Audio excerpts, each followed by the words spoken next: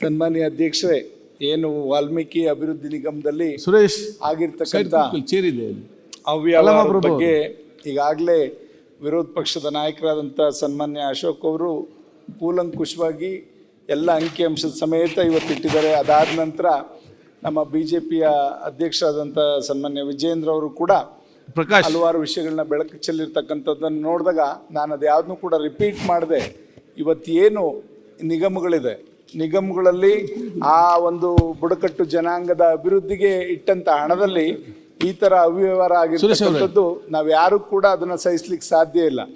ಮುಖ್ಯಮಂತ್ರಿಗಳು ಅಷ್ಟೇ, ಮುಖ್ಯಮಂತ್ರಿಗಳ ಗಂಭೀರತೆನ ನಾನು ನೋಡ್ತಾ ಇದ್ದೀನಿ ನಿನ್ನೆಯಿಂದ.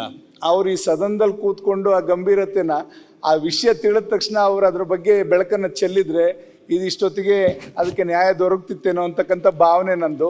ಆದ್ದರಿಂದ ಇವತ್ತು ನಮ್ಮ ಮುಖ್ಯಮಂತ್ರಿಗಳು ಇದೇ ನಮ್ಮ ಹಿಂದುಳಿದ ವರ್ಗ, ಅಲ್ಪಸಂಖ್ಯಾತರು, ದಲಿತರ ಬಗ್ಗೆ ಇರ್ತಕ್ಕಂಥ ಕಾಳಜಿಯಿಂದ ಈ ಇಲಾಖೆಗಳಲ್ಲಿ ಇದಾಗಲಿಕ್ಕೆ ಬಿಡಬಾರ್ದಿತ್ತು ಅಂತಕ್ಕಂಥದ್ದು ನಂದೊಂದು ಒತ್ತಾಯ ಕೂಡ ಹೌದು.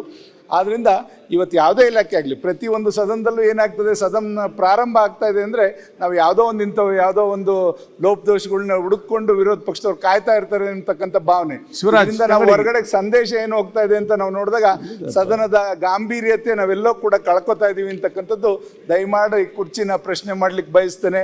ಆದ್ದರಿಂದ ದಯಮಾಡಿ ಇವತ್ತೇನು 187 ಕೋಟಿ ಇಲಾಖೆ ಹಣವನ್ನು ಬೇರೆ ಬೇರೆ ಕಡೆ ದುರುಪಯೋಗ ಪಡಿಸ್ಕೊಂಡಿರ್ತಕ್ಕಂಥದ್ದನ್ನ ನಾವು ನೋಡಿದಾಗ ಖಂಡಿತ ಇವತ್ತು ಮುಖ್ಯಮಂತ್ರಿಗಳು ಈ ಸತಿ ಎಲ್ಲ ಇಲಾಖೆ ಸಚಿವರನ್ನು ಕೂಡ ವಿಶಾಲವಾಗಿ ಅವರ ಇಲಾಖೆಯಲ್ಲಿ ಕೆಲಸವನ್ನು ಮಾಡ್ತಾರೆ ಅಂತ ಬಿಟ್ಟಿದ್ರೋ, ಇಲ್ಲ ಈ ಥರ ಅವ್ಯವಹಾರ ಆಗ್ತಾ ಇರತಕ್ಕಂಥದ್ದು ಅವ್ರ ಗಮನಕ್ಕೆ ಬರ್ತಾ ಇಲ್ವೋ ಗೊತ್ತಿಲ್ಲ.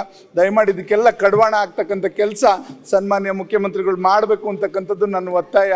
ಆದ್ದರಿಂದ ಇವತ್ತು ಏನು ಹಿಂದೆ ನೋಡಿದ್ದೇವೆ, ಹಿಂದೆ ಒಂದು ಶಿಕ್ಷಣ ಇಲಾಖೆಯಲ್ಲಿ ಇದೇ ರೀತಿ ಒಬ್ಬರು ಕಂಪ್ಯೂಟ್ರು ಆಪರೇಟ್ರು ನಮ್ಮ ಕ್ಷೇತ್ರದಲ್ಲಿ ಒಬ್ಬ ಅಕ್ಷರ ದಾಸೋಹದ ಅಧಿಕಾರಿ ಅಲ್ಲಿ ಆಫೀಸ್ನಲ್ಲಿದ್ದಂಥ ಕಂಪ್ಯೂಟರ್ ಆಪ್ರೇಟ್ರು ಹಲವಾರು ದುಡ್ಡನ್ನ ಬಳಸ್ಕೊಂಡು ಬೇರೆ ಬೇರೆ ಅಕೌಂಟ್ಗಳು ಹಾಕಿದಂಥ ಸಂದರ್ಭದಲ್ಲಿ ಅಲ್ಲಿದ್ದಂಥ ಅಕ್ಷರ ದಾಸೋಹದ ಅಧಿಕಾರಿ ಅವನೇನು ಸೈನ್ ಆಗದೇ ಇದ್ರು ಕೂಡ ಅವನ್ನ ಅಮಾನತ್ ಮಾಡಿರ್ತಕ್ಕಂಥದ್ದು, ಇದರಿಂದ ವಜಾ ಮಾಡಿರ್ತಕ್ಕಂಥದ್ದು ನಾವು ನೋಡಿದಾಗ ಇಲ್ಲಿ ಯಾಕೆ ಆ ಥರ ತೀರ್ಮಾನಗಳನ್ನ ಇಲಾಖೆನಲ್ಲಿ ತೊಗೊಂಡಿಲ್ಲ ಅಂತಕ್ಕಂಥದ್ದು ನನ್ನ ಯಕ್ಷ ಪ್ರಶ್ನೆ ಅಂತಕ್ಕಂಥದ್ದು ಕೂಡ ಈ ಸಂದರ್ಭದಲ್ಲಿ ಹೇಳ್ತಾ, ಇವತ್ತು ಇದು ನಡೆದಿರ್ತಕ್ಕಂಥದ್ದು ಯಾವಾಗ ಸ್ವಾಮಿ, ಇದು ಚುನಾವಣೆ ಸಂದರ್ಭದಲ್ಲಿ ಇವೆಲ್ಲ ವ್ಯವಹಾರಗಳು ನಡೆದಿರ್ತಕ್ಕಂಥದ್ದು.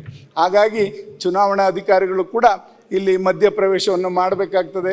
ಇದು ಎಲ್ಲೆಲ್ಲಿಗೆ ಹಣ ಹೋಯಿತು, ಯಾವ ರೀತಿ ಇದನ್ನು ಚುನಾವಣೆಗಳಿಗೆ ಬಳಸ್ಕೊಂಡಿದ್ದಾರೆ ಅಂತಕ್ಕಂಥದ್ದು ಕೂಡ ನಮ್ಮೆಲ್ಲರಿಗೂ ಕೂಡ ಅನುಮಾನ ಇರೋದ್ರಿಂದ ದಯಮಾಡಿ ಇದನ್ನು ಚುನಾವಣೆಗೆ ಬಳಸ್ಕೊಂಡಿರ್ತಕ್ಕಂಥದ್ದು ಸತ್ಯ ಅಂತಕ್ಕಂಥದ್ದು ನಮ್ಮೆಲ್ಲರಿಗೂ ಕೂಡ ಅನ್ನಿಸ್ತಾ ಇದೆ. ಅದನ್ನು ದಯಮಾಡಿ ನೀವು ಅದನ್ನು ಪರಿಶೀಲನೆ ಮಾಡಬೇಕು. ಈ ಚುನಾವಣೆ ಆಯೋಗಕ್ಕೂ ಕೂಡ ನಾನು ಇದನ್ನು ಈಗ ಒಂದು ಕೇಸ್ನ ತಗೋಬೇಕು ಅಂತಕ್ಕಂಥದ್ದು ನಾನು ಒತ್ತಾಯವನ್ನು ಮಾಡೋದ್ರ ಜೊತೆಯಲ್ಲಿ ಹಿಂದೆ ಇದೇ ಕಾಂಗ್ರೆಸ್ ಪಕ್ಷದವರು ಹಿಂದೆ ನಾವು ನೋಡಿದ್ವಿ, ಕಳೆದ ಅವರ ವಿರೋಧ ಪಕ್ಷದಲ್ಲಿದ್ದಂಥ ಸಂದರ್ಭದಲ್ಲಿ BJPಯವ್ರನ್ನ ಟೀಕೆ ಮಾಡಿದ್ರು. 40% ಸರ್ಕಾರ ಅಂತ ಎಲ್ಲ ಕಡೆ ಅಂಟಿಸ್ಕೊಂಡು ಹೊರಟ್ರು. ಇದು ಇಲಾಖೆಯಲ್ಲಿದ್ದಂಥ ಎಲ್ಲ ಹಣನೂ ಕೂಡ ಬೇರೆ ಕಡೆಗೆ ವರ್ಗಾವಣೆ ಮಾಡಿದ್ರೆ ಇದೆಲ್ಲ 100% ಇವ್ರ ಸರ್ಕಾರ ಅಂತಕ್ಕಂಥದ್ದು ನಮ್ಮೆಲ್ಲರಿಗೂ ಕೂಡ ಅನ್ನಿಸ್ತಾ ಇದೆ. ದಯಮಾಡಿ ಇವತ್ತು ಇದೆಲ್ಲಕ್ಕೂ ಕೂಡ ಕಡಿವಾಣ ಆಗ್ತಕ್ಕಂಥ ಕೆಲಸ ಸನ್ಮಾನ್ಯ ಆರ್ಥಿಕ ಸಚಿವರು ಮತ್ತು ಮುಖ್ಯಮಂತ್ರಿಗಳಾದಂಥ ಸನ್ಮಾನ್ಯ ಸಿದ್ದರಾಮಯ್ಯನವರು ಇದ್ರ ಕಡೆ ಹೆಚ್ಚಿನ ಗಮನ ಹರಿಸಬೇಕು ಅಂತಕ್ಕಂಥದ್ದನ್ನ ನಾನು ಹೇಳೋದ್ರ ಜೊತೆಯಲ್ಲಿ ಇವತ್ತು ಏನು ಬೇರೆ ಬೇರೆ ಕಾರ್ಪೊರೇಷನ್ಗಳಲ್ಲಿ ವಿವಿಧ ಇಲಾಖೆಗಳಲ್ಲಿ ಎಲ್ಲದರಲ್ಲೂ ಕೂಡ ಎಷ್ಟೆಷ್ಟು ಈ ರೀತಿ ಆಗಿದೆ ಅವ್ಯವಹಾರಗಳು, ಇದೆಲ್ಲದನ್ನು ಕೂಡ ಬೆಳಕು ಚೆಲ್ಲುವಂಥ ಕೆಲಸ ಆಗಬೇಕು. ಇಲ್ಲೇನೋ ಒಬ್ಬ ಚಂದ್ರಶೇಖರ್ ಅಂತ ಒಬ್ಬ ಅಕೌಂಟೆಂಟು ಅವನು ಆತ್ಮಸಾಕ್ಷಿಗೆ ವಂಚನೆ ಆಗಬಾರ್ದು, ನಾನು ಕೂಡ ಒಂದು ಸಮಾಜದಿಂದ ಬಂದಂಥವನಾಗಿ ನಮ್ಮ ಸಮಾಜಕ್ಕೆ ದೊರಕಬೇಕಾದಂಥ ಮೂಲಭೂತ ಸೌಕರ್ಯಗಳೇನಿದೆ ಅದು ಯಾವುದು ಕೂಡ ದೊರಕೋದಕ್ಕೆ ಈ ಥರ ಮಾಡ್ತಾ ಇದ್ದಾರಲ್ಲ ಅಂತಕ್ಕಂಥ ತಿಳಿದು ಅವನು ಆತ್ಮಹತ್ಯೆ ಮಾಡ್ಕೊಂಡಿರ್ತಕ್ಕಂಥದ್ದು ನಾವು ನೋಡಿದ್ರೆ ಖಂಡಿತ ಅವನು ಏನಾದ್ರು ತೀರೋಗದೇ ಇದ್ದರೆ ಇದು ಬೆಳಕಿಗೆ ಬರ್ತಾ ಇರಲಿಲ್ಲ. ಆದ್ದರಿಂದ ಇಂಥವು ಸಾಕಷ್ಟು ಆಗಿರ್ಬೋದು. ದಯಮಾಡಿ ನಮ್ಮೆಲ್ಲರಿಗೂ ಕೂಡ ಅದು ಅನುಮಾನ ಇದೆ, ದಯಮಾಡಿ ಅದ್ರ ಕಡೆ ಗಮನ ಹರಿಸಬೇಕು ಅಂತ ಆರ್ಥಿಕ ಇಲಾಖೆಗೆ ನಾನು ಒತ್ತಾಯ ಮಾಡೋದ್ರ ಜೊತೆಯಲ್ಲಿ ಇವತ್ತು ಸನ್ಮಾನ್ಯ ಮುಖ್ಯಮಂತ್ರಿಗಳು ಯಾವಾಗಲೂ ಕೂಡ ನಾನು ಹಿಂದುಳಿದ ವರ್ಗದವನು, ಹಂಗಾಗಿ ನನ್ನ ಮೇಲೆ ಇವೆಲ್ಲ ಗದಾಪ್ರಹಾರ ಮಾಡ್ತಾರೆ ಅಂತಕ್ಕಂಥ ಭಾವನೆನ ಅವರು ವ್ಯಕ್ತಪಡಿಸ್ತಾ ಇರ್ತಕ್ಕಂಥದ್ದು ಮೊನ್ನೆನೂ ಕೂಡ ನಾನು ನೋಡಿದ್ದೀನಿ. ಹಾಗಾಗಿ ಇವತ್ತು ಆ ಒಂದು ಸಮಾಜಗಳಿಗೆ ನ್ಯಾಯ ದೊರಕಿಸ್ಕೊಡೋಂಥ ನಿಟ್ಟಿನಲ್ಲಿ ಅವರು ಯಾವತ್ತೂ ಕೂಡ ಇರಬೇಕು ಅಂತಕ್ಕಂಥದ್ದು ನನ್ನ ಒತ್ತಾಯ.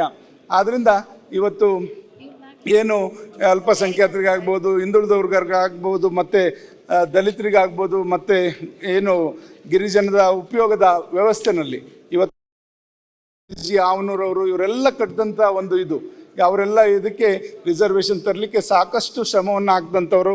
ಅಂಥ ಮಾನ್ಯರನ್ನ ಇವತ್ತು ಅವರೆಲ್ಲರಿಗೂ ಕೂಡ ಒಂದು ತಂದಿರ್ತಕ್ಕಂಥದ್ದಕ್ಕೆ ಗೌರವ ತರ್ತಾ ಇಲ್ಲ ನಾವೆಲ್ಲ ಅಂತಕ್ಕಂಥದ್ದು ನನಗೆಲ್ಲೋ ಕೂಡ ಒಂದು ಕಡೆ ನೋವಾಗ್ತಾ ಇದೆ. ಆದ್ದರಿಂದ ಇದನ್ನು ಸನ್ಮಾನ್ಯ ಮುಖ್ಯಮಂತ್ರಿಗಳು ದಯಮಾಡಿ ಈ ಒಂದು ವಿಚಾರದಲ್ಲಿ ಹೆಚ್ಚಿನ ರೀತಿಯಲ್ಲಿ ಅವರೇ ಹೊಣೆ ಹಾಕ್ತಾರೆ. ಇದಕ್ಕೆ ಆರ್ಥಿಕ ಇಲಾಖೆ ಇರೋದ್ರಿಂದ ಅವರು ಇದ್ರ ಬಗ್ಗೆ ಕೂಲಂಕುಷವಾಗಿ ಪರಿಶೀಲನೆ ಮಾಡಿ ಪ್ರಾರಂಭದಲ್ಲೇ ಈ ಅಂಶ ತಿಳಿದ ತಕ್ಷಣ ಅವರು ಅದನ್ನು ಕೈ ಚೆಲ್ಲಿ ಕೂರೋದಕ್ಕಿಂತ ಮುಂಚೆ ಇದನ್ನು ಅವರು ಸಂಬಂಧಪಟ್ಟಂಥ ಇಲಾಖೆ ಎಲ್ಲ ಅಧಿಕಾರಿಗಳು ಸಚಿವರನ್ನು ಕರೆದು ಅವರು ಮಾಡಿದರೆ ಖಂಡಿತ ಅವತ್ತೇ ಅದು ಬಗೆಹರಿತಿತ್ತೇನೋ.